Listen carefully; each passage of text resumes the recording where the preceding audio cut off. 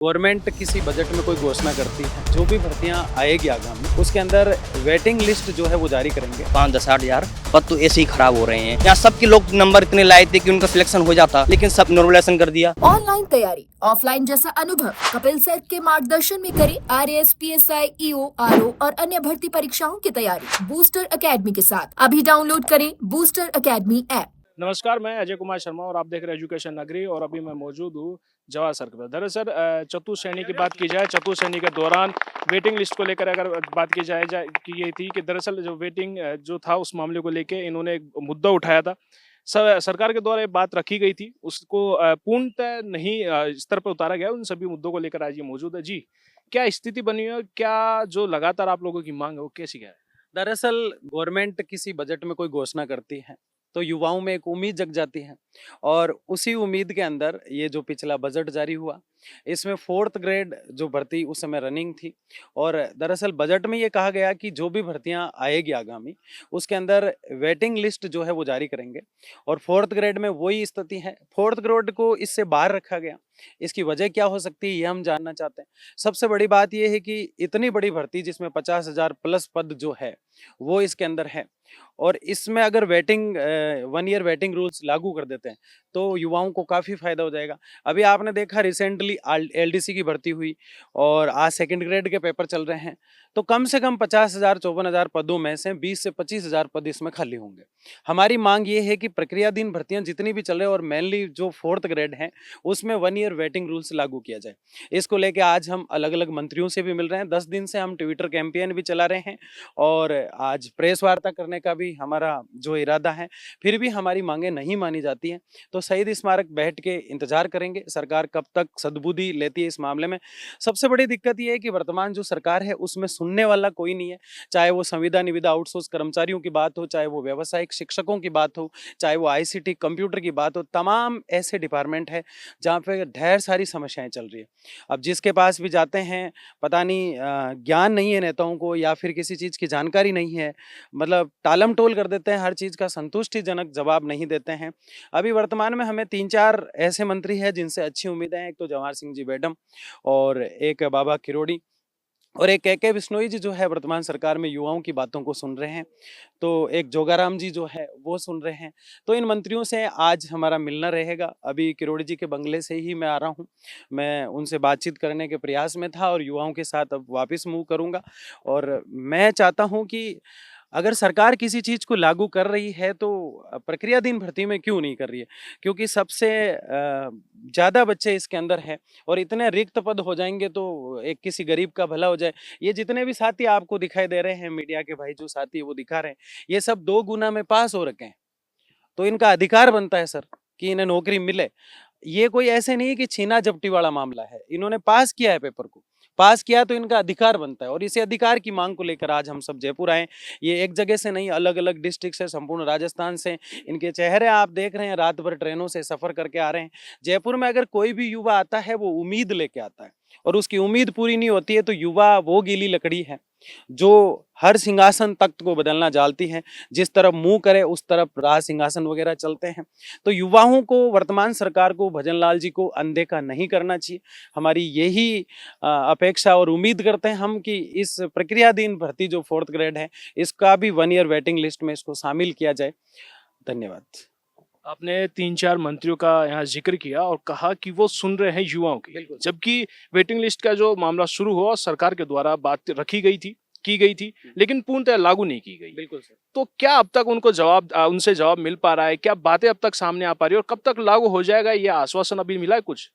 Sir अभी तक ये कह रहे हैं कि हम इसमें सोचेंगे, बात करेंगे।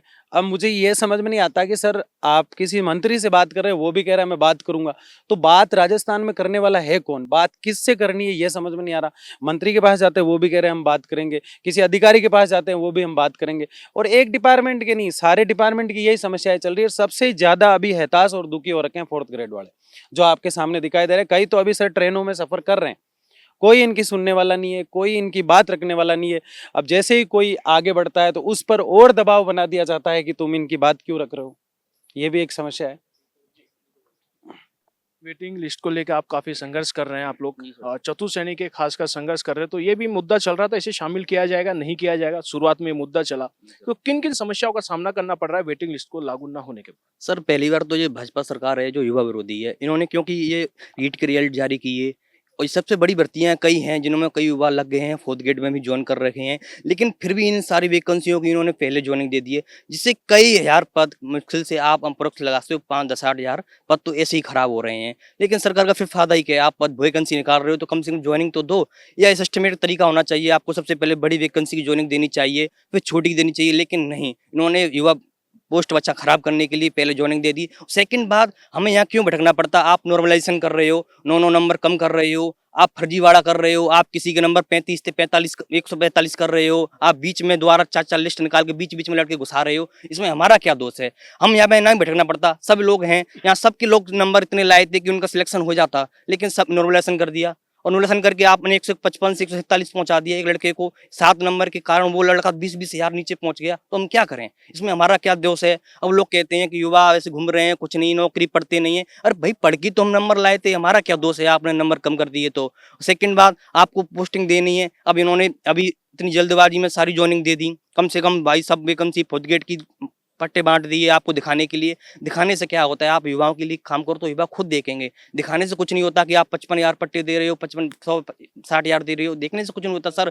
युवा सब जानते हैं कि सरकार किसका भला कर रही है, किसका विरोध कर रही है, लेकिन फिर भी आपने अभी रीट का आप वेरिफिकेशन का नहीं निकला है, आपने फोर्थ ग्रेड की ज्वाइनिंग दे दी। अब जो बंदा रीट में लगा है वो फिर भी ज्वाइन कर रहा है, अब 4 दिन ज्वाइन करके छोड़ देगा तो पोस्ट तो खराब हो गई। तो इसका मतलब क्या रहा? आपको सच में युवा है, युवा के बारे में सोचना है तो आप सिस्टमेटिक तरीका से ज्वाइनिंग देते, लेकिन आपने युवा के बारे में नहीं सोचा। तो कम से कम ये तो कर सकते हो आप, जिससे क्या है, अभी 20,000 पद बचेंगे तो कम से कम मैं सर कह रहा हूँ 25,000 कम से कम पद भर जाएंगे और 25,000 में नौकरी दे जाएगी। और सर आपको तो नौकरी देनी है, इसी वैकेंसी में देनी है, अगली वैकेंसी देनी है, आप तो नौकरी देनी है, आप दो ना। और ये आप अभी भी दोगे 25,000, वो भी पढ़ने वाले हैं, तो ऐसे नहीं आप गाँव से पकड़ के ला रहे हो, आप लग जाओ और ये कहें हम वैकेंसी ना, वैकेंसी निकालने से क्या नाम होगा?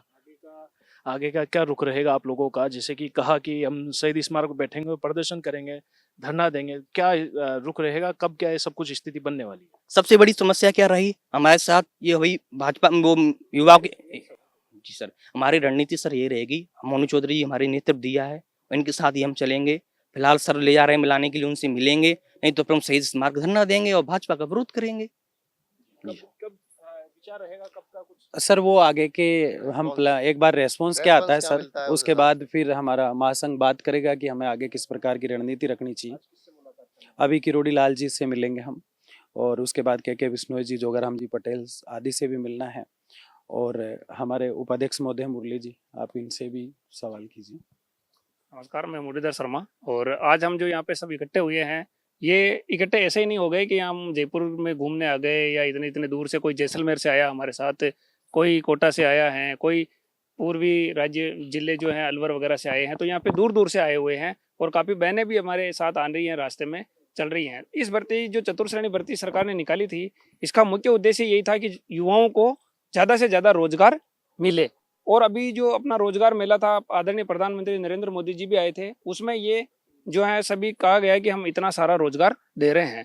तो अब मुख्य मांग ये है कि जब आप रोजगार दे रहे हो और पीछे से जो रोजगार लेने वाले हैं उनका एलडीसी में, थर्ड ग्रेड में और सेकंड ग्रेड के अंतर्गत सीईटी जो भी आने वाली भर्तियां हैं उनके अंतर्गत अगर उनका चयन हो रहा है तो फिर ये जो सीटें खाली हो जाएगी 25 से 30,000, तो ये सीटें खाली हो जाएगी, यानी सरकार को इन पे सैलरी नहीं देनी पड़ेगी। तो वास्तविकता में जो 53,000 सीटें हैं वो 25-30,000 की वैकेंसी हुई है ना, तो बाकी सीटें तो खाली चलेगी इनकी, क्योंकि वो जो भर्ती हैं वो दूसरी भर्तियों में चयन हो जाएंगे। एलडीसी के अंतर्गत थर्ड ग्रेड में भी 3 से 4,000 कॉमन आ रहे हैं, 3 से 4,000। अब थर्ड ग्रेड की जो नियुक्ति है वो फोर्थ ग्रेड से पहले हो तब, लेकिन अभी तो शासन सचिवालय में, आरपीएससी में, इसमें बहुत सारी में तो वैकेंसियां हो चुकी हैं।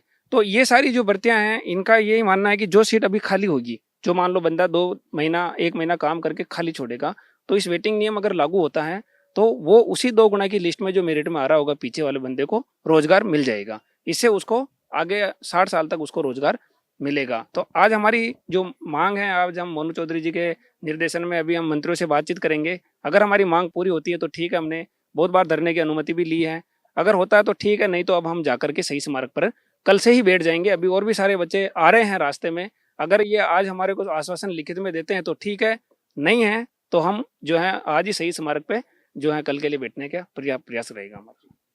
वेटिंग लिस्ट की अगर बात की जाए, मुख्यतः चतुर्श्रेणी से प्रारंभ होती है जंग और चतुर्श्रेणी अभी भी कंटिन्यू स्थिति में बने हुए हैं। मुख्यतः अगर बात की जाए कि अभी कुछ दिन पहले आप सभी को एक वेलकम किट दिया गया था चतुर्श्रेणी को, तो क्या अभी तक नियुक्ति पत्र जारी कर दिए सभी के? सर उन्होंने हाँ